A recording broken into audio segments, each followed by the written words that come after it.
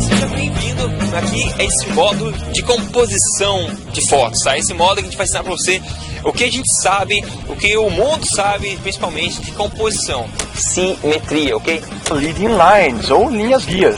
É hora de a gente afunilar um pouquinho e passar para você algumas dicas mais específicas, agora no caso de como você compor pessoas nas suas fotos.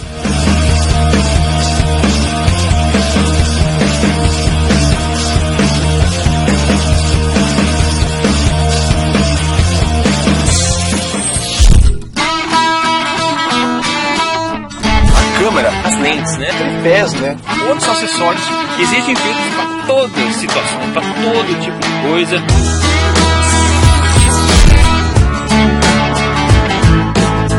A gente resolveu fazer com que tudo seja uma experiência, que você se sinta realmente aqui com a gente, esteja viajando com a gente durante todo esse trajeto.